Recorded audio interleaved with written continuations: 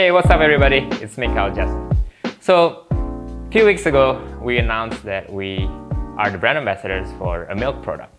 And a lot of you have brought it up to me that sounds a little bit too contradictory to our previous ambassadorship program, or current one still as well, with an oat milk product, a dairy alternative. Understandable confusion, but I'm here to clarify that we're all friends. Basically, I am not a vegan, but I do consume vegan products every now and then, and I drink milk. The coffee industry is really big on dairy milk, and it's also big on dairy milk alternatives. In fact, dairy milk still accounts for 85% of the global market, and dairy milk alternatives such as oatside or other oat milk product or almond or soy accounts for 15% of those markets.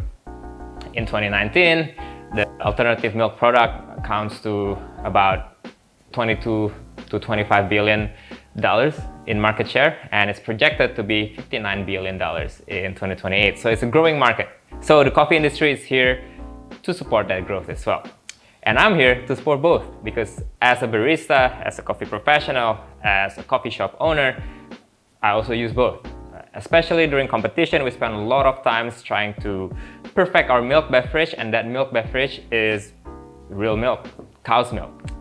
But there has been that huge push from a lot of stakeholders in the industry, a lot of competition people, and also there's a lot of growth in the industry when it comes to oat products. So I'm here to tell you guys that we all can be friends and consume both products. Or if you're lactose intolerant or if you don't like cow's milk, you have a great alternative in oatside.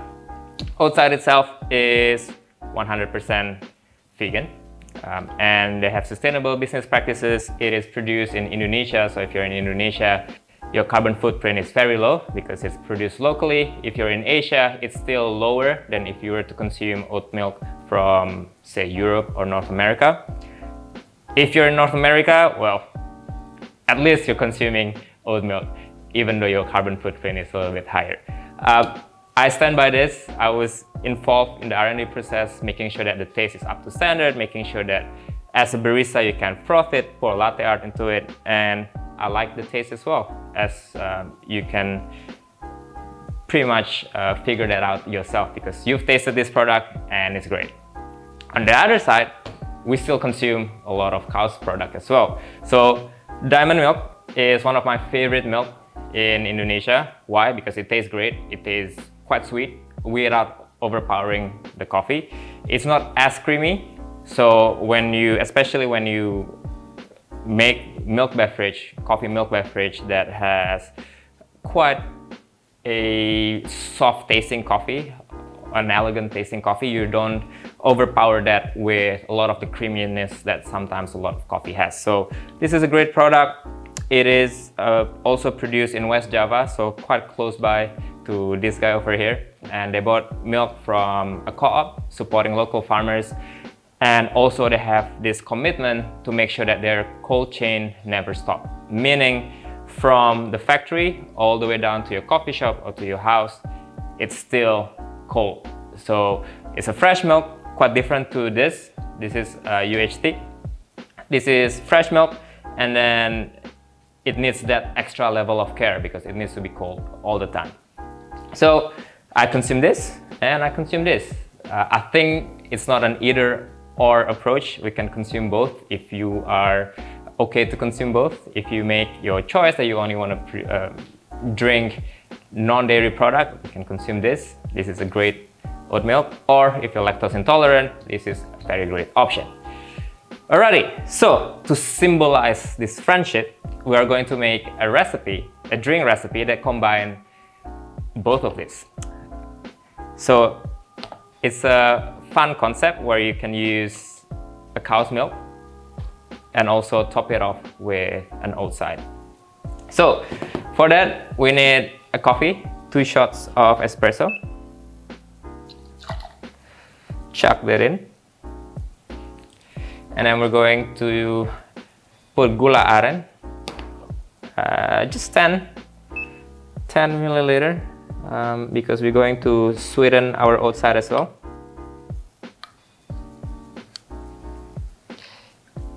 I don't know if you can hear that, but there's a phone ringing.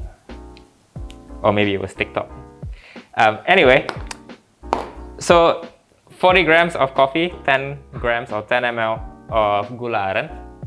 And then we're going to put our ice cubes.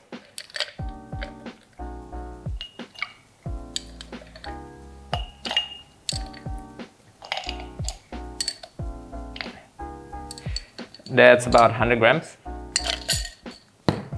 Then we're gonna put our diamond milk.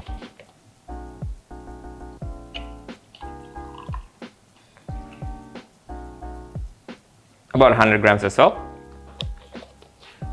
And then we're going to do one of my favorite techniques in topping drinks up is to create a foam.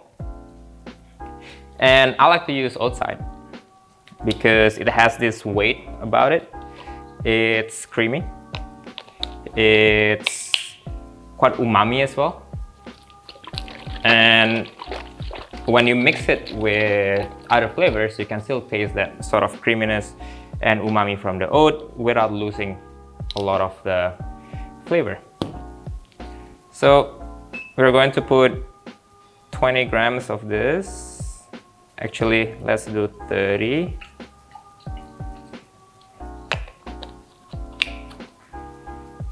And then we're gonna use pandan to make it all Indo-inspired. We're gonna use 30, we're gonna use 10.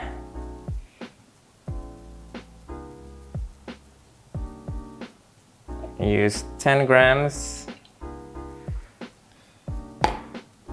of pandan syrup. And then we're gonna take our aerator, froth it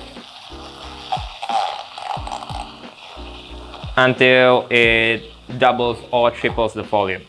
So you want to make it light, you want to make it fluffy, and oat milk is really great for this because of the reasons I stated before.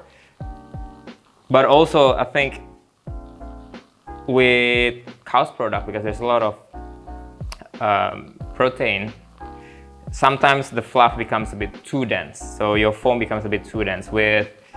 With dairy alternative, especially with oat, your foam is a lot smoother and it's also fluffier. So actually, like in a lot of my recipes, we use oat side in particular to create foam because of that specific reason. Fluffier, lighter, and it has flavor as well. So it's about done.